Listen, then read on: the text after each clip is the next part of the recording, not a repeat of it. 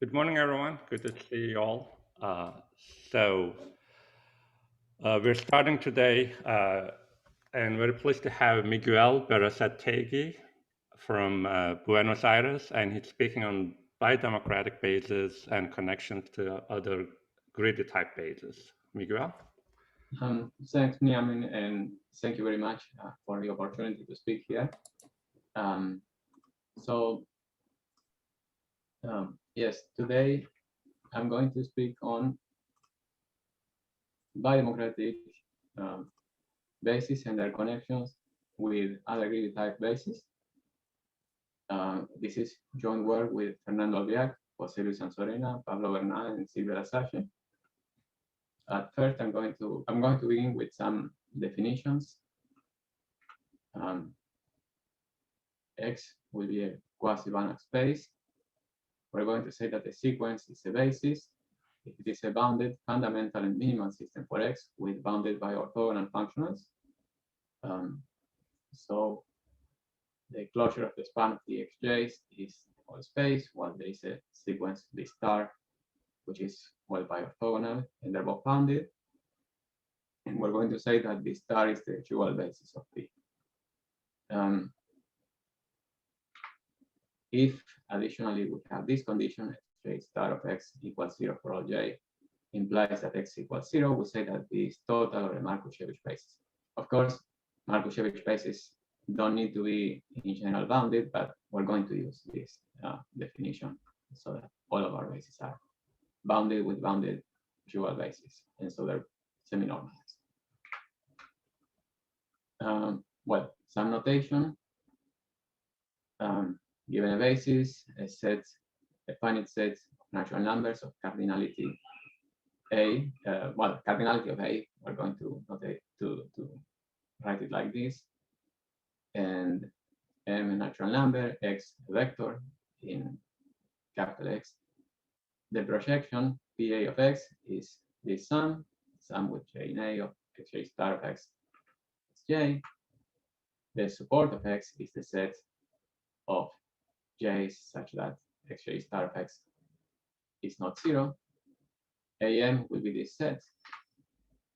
And while this is not an indicator function because it's a vector, but I'm going to call it the indicator function of bar epsilon A, is the sum with J in A of epsilon j xj.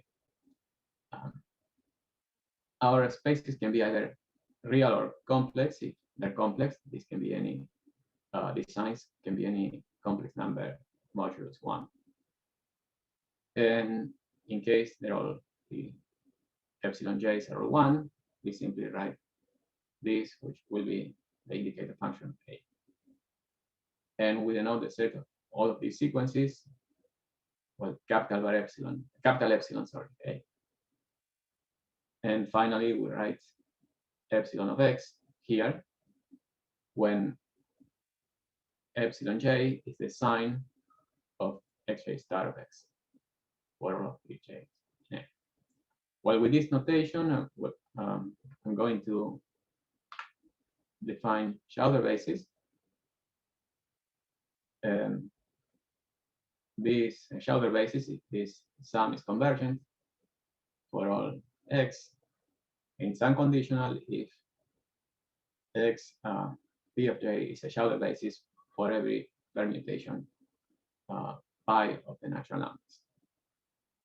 And well, equivalently, this is a Schauder basis, in this case, C Schauder, if we have this bound, the quasi-norm of the AM of X is no greater than C times the norm of X. And it's unconditional if we have a similar bound, but when we replace AM by any finite set A of natural numbers, or well, any set actually, in which case it's C suppression unconditional, but suppression unconditional is equivalent to unconditional. Well, now we to define the greedy sets.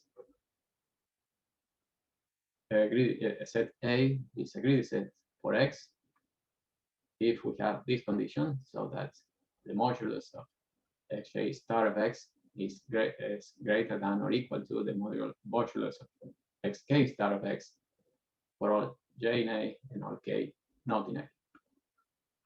And we're going to use this notation, script gm of x, for the set of all sets, all greedy sets for x of cardinality n. And now a basis is C greedy if this bound holds, the quasi-norm of x minus PA of x is no greater than C times the quasi-norm of x minus y, where y ranges over all vectors with cardinality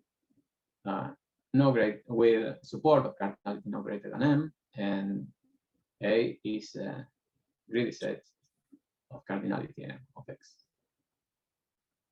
Then we have almost greedy, and where we change these vectors for projections on sets of cardinality no greater than m. So greedy implies almost greedy, and then B is quasi-greedy if we have this bound. So, of course, almost greedy implies quasi-greedy. These bases were introduced by Tembyakov and Konyagin. These ones, greedy bases, almost greedy bases, were introduced in 1998. Almost greedy bases were introduced in 2003 by Billworth, Carlton, Kutsarova, and Tembyakov. And quasi-greedy bases were also introduced in 1998 by Tembyakov and Konyagin, but this is not their definition. The definition was in terms of conversions of these projections to x. For all x, it's an equivalent definition. This was proven by Poltasik, and also there is a paper, more recent paper by Vidiakan, Sorina, Poltasik, and Bernard. And well, these are the three basic definitions that we're going to use. Mostly we're going to focus on this one, quasi-greedy basis. And we're also going to consider democratic basis. The concept of democratic basis has been used to connect different greedy-like bases. And well, this is the definition. A basis is democratic with constant C if the quasi-norm of the indicator function of A is less or equal to C times the quasi-norm of the indicator function of B, where A and B are sets of natural numbers, finite sets, and the cardinality of A is no greater than the cardinality of B. And also, if this inequality holds, but with an additional condition that the maximum of A is strictly less than the minimum of B, the basis is conservative. So democratic implies conservative. And this is a key result in greedy approximation. A basis is greedy if and only if it is unconditional and democratic. Another key result, a basis is almost greedy if and only if it is quasi-greedy and democratic. So democracy is used to connect different properties, greedy-like properties. And we can replace democracy also with super democracy, which is a similar condition, only we take not just the indicator function of a set A, set B, but indicator function of epsilon A and epsilon prime B, with epsilon in capital Epsilon A and epsilon prime in capital Epsilon B. And what super democratic bases are democratic bases and that are also unconditional for constant coefficients, which is a property that appears naturally in the study of greedy-like bases. And it's this condition for each finite set of natural numbers. We have that the indicator function epsilon A is no greater than C times the indicator function, sorry, of the quasi-norm of the indicator, the quasi-norm of the indicator function of epsilon A is no greater than C times the quasi-norm of the indicator function of epsilon prime. And well, this is a proposition by Wojtaszek. Every quasi-greedy basis is unconditional for constant coefficients. Well, so now we start with bidemocratic bases.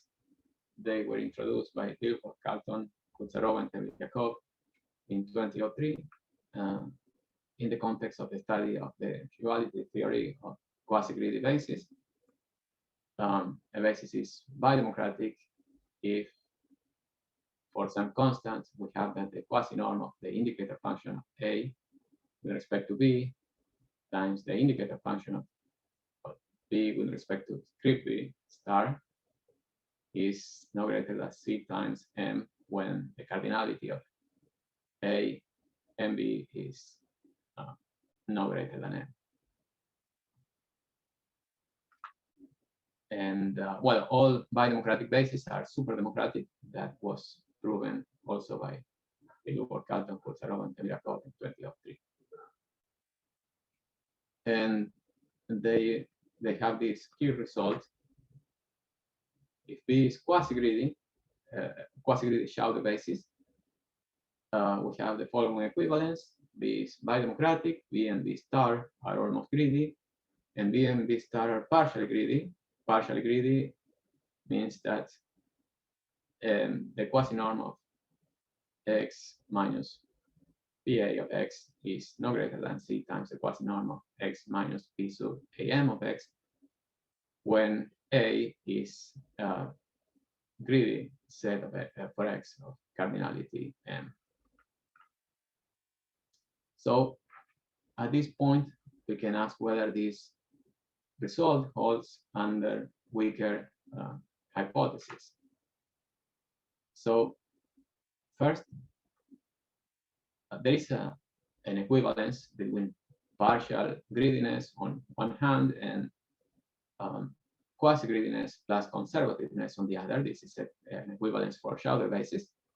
So if we replace here partially greedy by quasi-greedy and conservative, we can remove the Schauder hypothesis.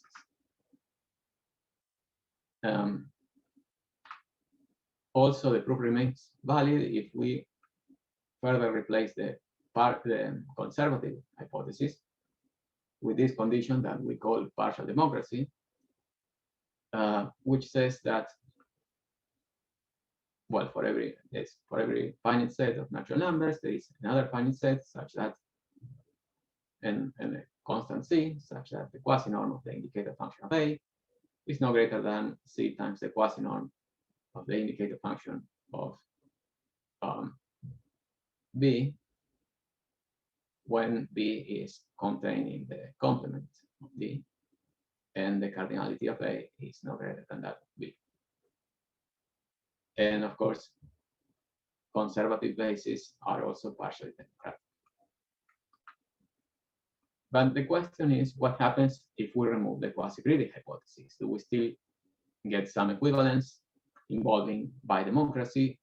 Do we still have the quasi-greedy property as a consequence? I mean, are all bidemocratic bases quasi-greedy? That's a natural question in this context. So first, let's see what happens if we remove the quasi-greedy hypothesis before asking that question. And we're going to consider a weaker property. The basis is truncation quasi-greedy if we have this bound for all greedy sets of cardinality M. We have the, if A is a greedy set of cardinality M, the minimum with J in A of the modulus of xj star of x times the quasi-norm of the indicator function of epsilon of x, A, is no greater than C times the norm of x. This is also a property that appears naturally in the context of greedy approximation.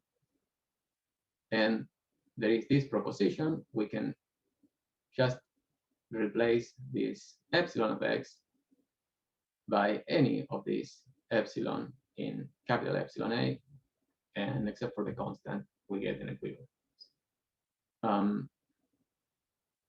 We also have that quasi-greedy bases are truncation quasi-greedy. This was proven with a different terminology, but it was proven by Dilworth, Galton, Kucherov, and Temliakov in 2003, and for Banach spaces and for quasi-Banach spaces by Albiac, Sorena, Bernay, and Wojcik in 2021.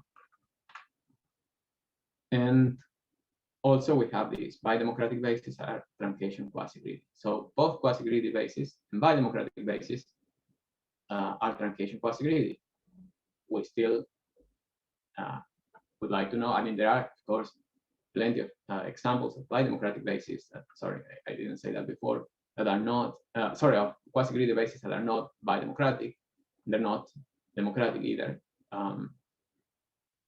But so far, there were no known examples of bidemocratic bases that were not quasi-greedy.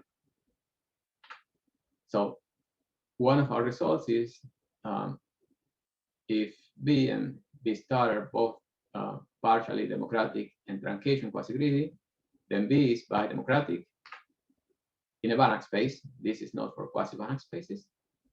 And so we have this equivalence. B is bidemocratic, B and B star are bidemocratic. They're both quasi-greedy and democratic, quasi-greedy and partially democratic, quasi-greedy and conservative. So at this point, we did get an equivalence, removing the quasi-greedy hypothesis, but we still haven't answered whether or not these bases are all quasi-greedy. So, oh, sorry. Oh, okay. So the question is whether they are all quasi-greedy. The answer is no, but before I state the theorem, I'm going to introduce some notation. The fundamental function phi and the upper fundamental function phi u of a basis are given by, well, these definitions, these formulas, the supremum of the quasi-norm of the indicator function of A, where A has cardinality no greater than M, and in this case, a similar supremum, but with all bar epsilon in capital bar epsilon A. Now, a basis has the lower regularity property if 2 times the phi of M is less than or equal to phi of Km for a fixed K greater than or equal to 2 and for all M. It has the upper regularity property if we have these conditions, this inequality. And we extend this to any non-decreasing sequence of positive numbers. We say that it has the lower regularity property or the upper regularity property if these conditions hold, the respective condition holds, when we replace 5m by Tm. And now we're going to define the weighted Lorentz sequence basis, which are required for the theorem I'm going to state later. A weight is a bounded sequence of positive numbers. Its primitive weight is Sn, is the sum from 1 to n of Wn, and given a weight and a positive number q. This is the Lorentz sequence space D1 QW. Is the space of all sequences in C0 whose non-increasing rearrangement satisfies this condition, and the quasi-norm is given by, well, by this formula. And in the case when Wn is, n to the 1 over p minus 1, the minus 1 is supposed to be here, not here in the exponent. For all n and some p greater than 1, D1Q is the classical Lorentz sequence space LPQ, And Sm is approximately, that is, there are constants such that Sm is less than or equal to a constant times m to the 1 over p, and the same in the other direction.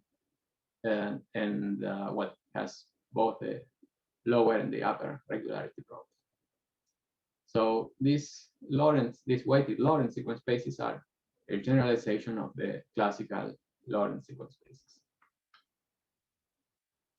And this is our first theorem with on the existence of bidemocratic bases that are not quasi-greedy. If we have a weight whose primitive weight is unbounded, and B is bidemocratic with phi u of m approximately like Sm, and B has a subsequence dominated by the unit vector basis of D1Q of W for some Q, then X has a bidemocratic basis with an upper fundamental function that grows approximately in the same manner. That is not a Markovitch basis, and therefore it's not quasi-greedy because all quasi-greedy bases are Markovitch bases. And as a corollary, we get that LP has a bidemocratic basis that is not a Markovitch basis for all p greater than 1. So the answer is bidemocracy does not imply even a Markovitch basis, that the basis is a Markovitch basis. But that still leaves this question, whether a Markovitch hypothesis makes a difference, whether all bidemocratic Markovitch bases are quasi-greedy. This is a natural question. In greedy approximation, for example, we have that a Markovitch hypothesis makes a difference when it comes to semi-greedy bases. Semi-greedy bases are with our definition of basis are not always almost greedy, but semi-greedy Markovitch bases are almost greedy, and so quasi-greedy. So this is a question that is natural in this context, but the answer is still no. If we have a weight that has the lower regularity property, and well, Sm over m is non-increasing, and Sm is unbounded. I should say that. B is bidemocratic with an upper fundamental function that grows as Sm, and it has a subsequence dominated by the unit vector basis of D1Q for some Q between greater than 1. Then X has a subspace with a bidemocratic basis that with an upper fundamental function that grows in the same manner, that is not quasi-greedy nor in any order a Schauder basis. Here also we need that this sequence, this sequence has to be m over Sm has to be unbounded. Although I think we could get that, but it is necessary that this holds, right?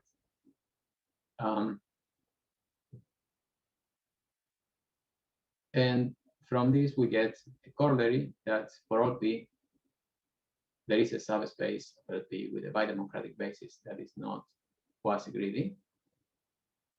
I'm not going to give a proof of this theorem. It requires a number of technical lemmas on Lorentz spaces, and it will be a bit too long. But I'm going to prove the corollary because it's a very simple proof, but gives an idea of the kind of argument that is used to prove this theorem.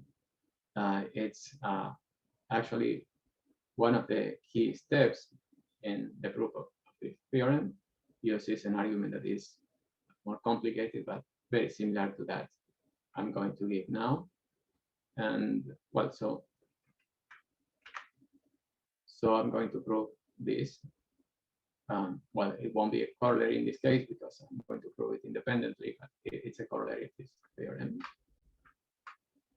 So we begin with the unit vector basis of LP, which is as nice as the basis could be. And we choose pairwise disjoint non-empty sets. Actually, these are intervals of natural numbers, which cover the entire set of natural numbers, and we have the minimum of bk is the maximum of ak plus 1. The minimum of ak plus 1 is the maximum of bk plus 1, so it's one after the other, and these intervals cover the whole set.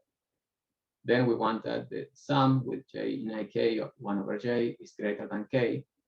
K is a convenient choice, any unbounded sequence would do. And then we want also that the sum with j in ak of 1 over j minus the sum with j in bk of 1 over j is between 0 and 1. So using this construction, we're going to define our basis for each k and each j in ak union bk. We define yj as x2j plus x2k minus 1 over j to the 1 over p prime, where 1 over p plus 1 over p prime equals 1. So here we have all of the even xj's, and we also have all of the odd ones, but we are combining them in this manner. So the basis is no longer so nice, but it's what we are trying to find. So it's not quasi-greedy, and we'll see that it's Bidemocratic. So the sequence yj is a basis for the closure of the span with dual basis yj star given by the restrictions to the subspace of the x2j stars. And that's clear because, well, this is a bi-orthogonal system, and it's bounded because the original basis is bounded, and the V2 star is bounded because it's a restriction to a subspace of a bounded sequence. Now, we want to prove it's Bidemocratic. So given a natural number m and sets with cardinality m, I'm not sure I gave the definition with cardinality m or less than or equal to m. It's equivalence, and it's going to work in the same way. So we have that the norm of the indicator of b with respect to script b star is this sum, the norm of this sum, j in b x2j star restricted to y, capital Y. And well, we remove the restriction, so we have this inequality, and that's m to the 1 over p prime because this is the basis b star is the unit vector basis of LP prime. So we have this. So in order to prove that B2 is Bidemocratic, it's enough to show that the norm of the indicator function of A with respect to B2, sorry, it should say B2 star, not B star here, but it's a B2 star. Well, we have this is no greater than p plus 1 m to the 1 over p, because then when we multiply this and this one, we get that the product is no greater than p plus 1 times m, and so it's p plus 1 Bidemocratic. So this is an easy estimate in LP. We have the sum, the norm of the sum with j in a of yj. By definition, it's this. It's a sum with k in n of the j's that are in A and AK union BK of x2j plus x2k minus 1 over 1 over j to the 1 over p prime. Sorry about the noise. And that's the sum with j in A of x2j plus the sum, well, this sum with the x2k minus 1 over j to the 1 over p prime. And so we use the triangle inequality. The norm, this sum is m to the 1 over p because it's a unit vector basis of p. And then here we, since each of these vectors is a unit vector, we have this sum, and it has m terms, all of them different, so it's no greater than m to the 1 over p plus the sum from 1 to m, 1 over j to the 1 over p prime. And so we have our estimates. And that tells us that the basis is bidemocratic. So next step, we prove it's not quasi-greedy. We define bk for each k as the sum with j in ak of yj over j to the 1 over p minus the sum with j in bk of yj over j to the 1 over p. So we have this this norm of bk. Well, by definition, we get this. By our choice, this sum is, all of this sum is between 0 and 1. And when we take the norm in LP, we have this sum plus this sum. The sum with j in AK is greater than the sum with j in BK, again by our construction. And this one is, of course, all of this is no greater than 1. It's actually less than 1, so it's also less than this sum, which is greater than k.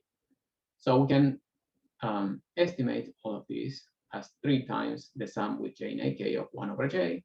And so we get 3 to the 1 over p times this sum with j in AK of 1 over g over j, all of it to the 1 over p. So we have this estimate for bk. Now we're going to consider the projection of bk on the set AK, which is actually a greedy set for bk with respect to b2, because the maximum of AK is less than the minimum of bk. So each of these coefficients is greater than each of these coefficients. So this is a greedy set. And we have that the norm of this projection is, well, this norm, and this is, less, well, yes, it's since we have this x2k minus 1, the same vector, and this is the whole sum with j in AK of 1 over j, this is greater than this sum, which is, using this estimate, greater than the norm of bk over 3 to the 1 over p times this sum, the sum with j in AK of 1 over j to the 1 over p prime. And this is greater than k by our choice of AK.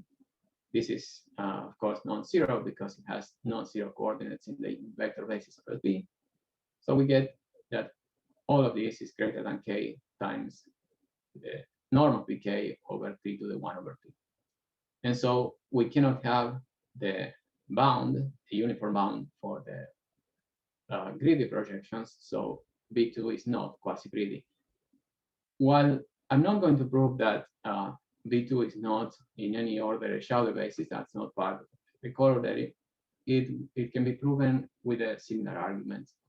It's just that given a permutation of the natural numbers, we have to choose our vector instead of the BK. The vectors are chosen depending on the permutation.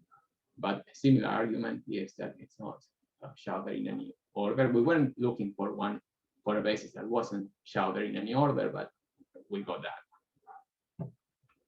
And so now we only need to prove that that B2 is a Markovitch basis to finish the proof of the corollary.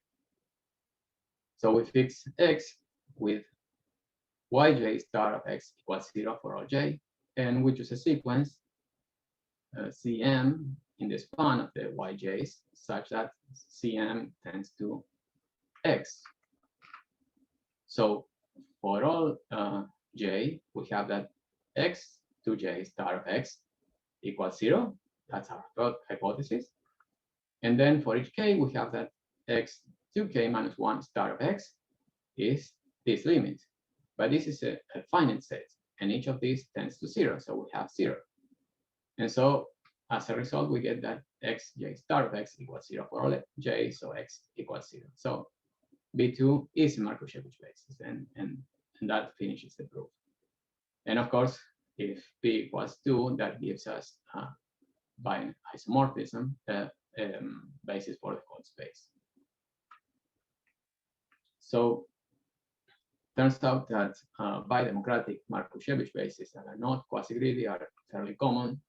And so one might ask whether shadow bases are also like that. So that is, are there bidemocratic shadow bases that are not quasi-greedy? Because it turns out these ones are not shadow in any offering. And one of our results is the answer is still no. There are bidemocratic shadow bases that are not quasi-greedy. So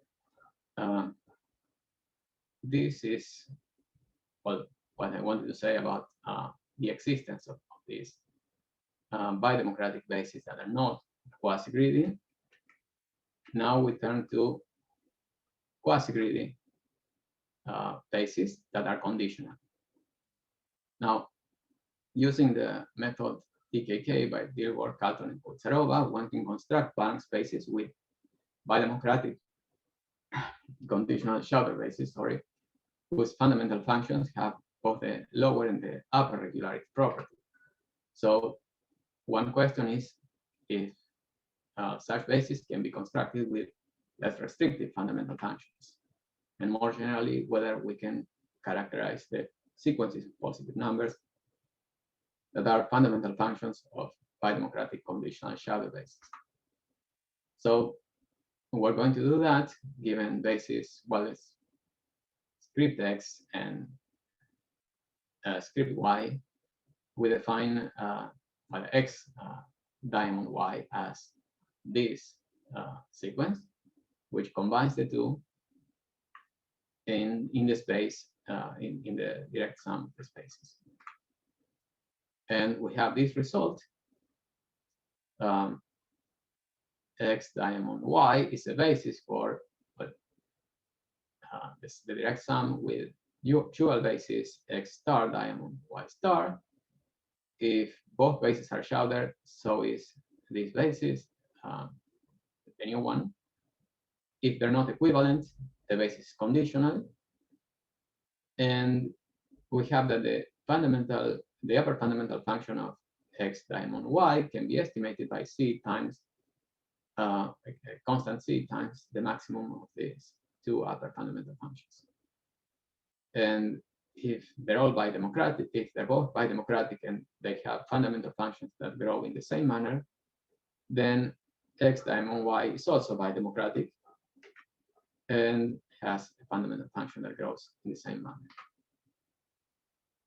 Well, and finally, we to construct the basis with any arbitrary fundamental functions, we let this we define these quasi-greedy parameters that have been studied in greedy approximation. They appear in several papers.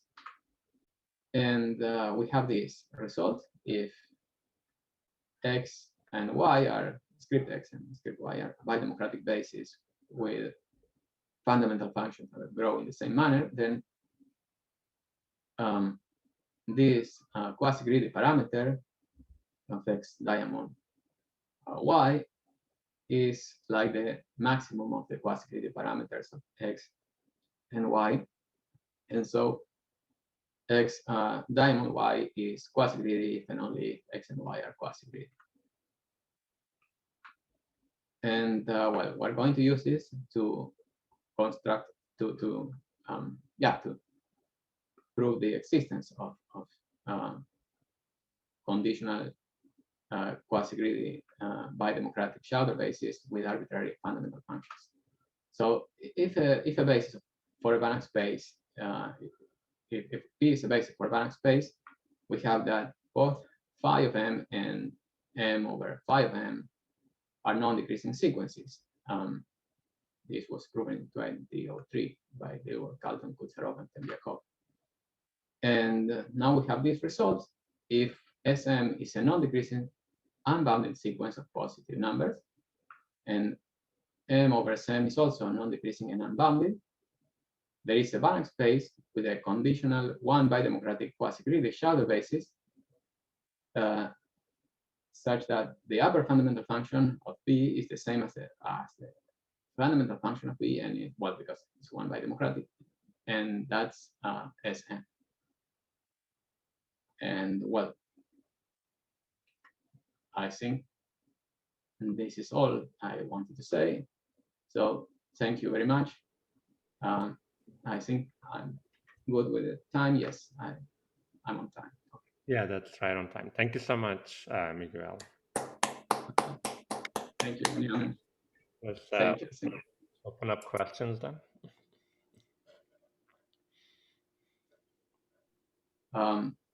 Excuse me, I didn't.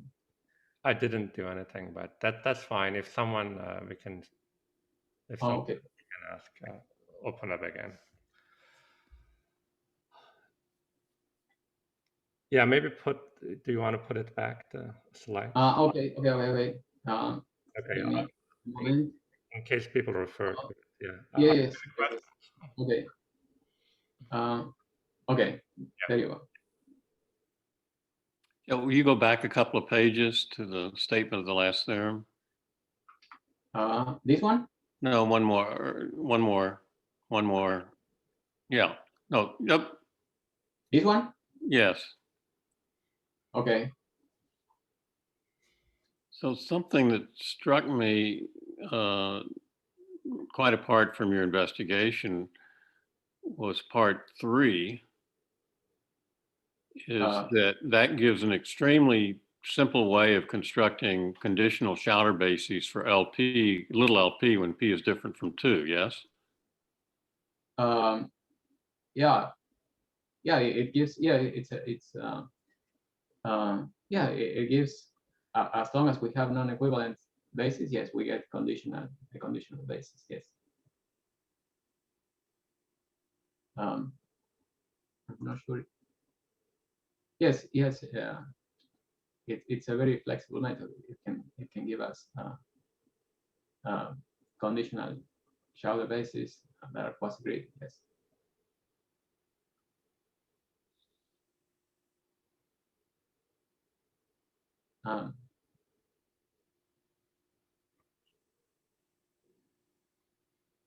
We use it in the case of bidemocratic bases, but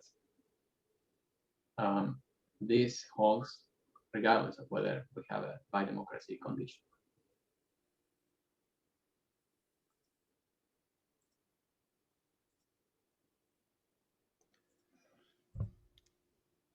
What were the constructions before Weyl for conditional?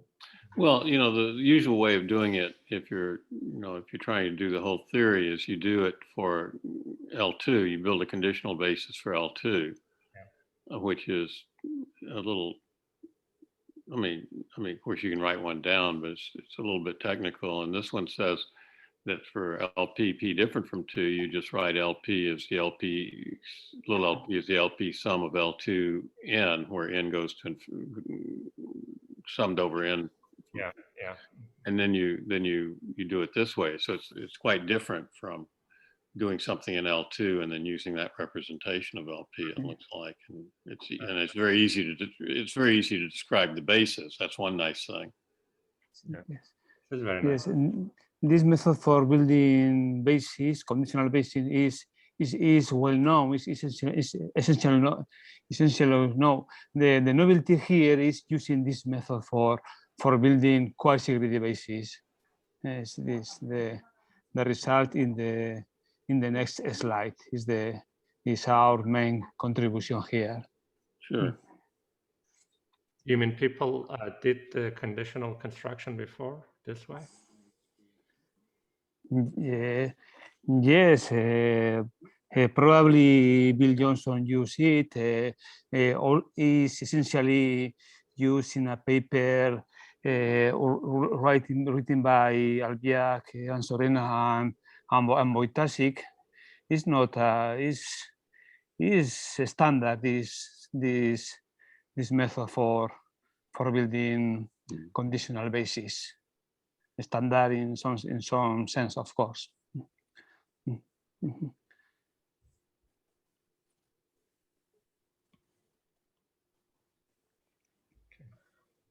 Thank you.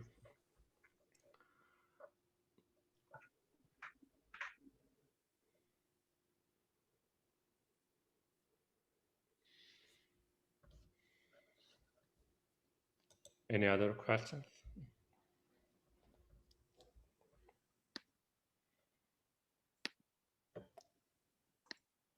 Okay, if not, thank you so much again, Miguel.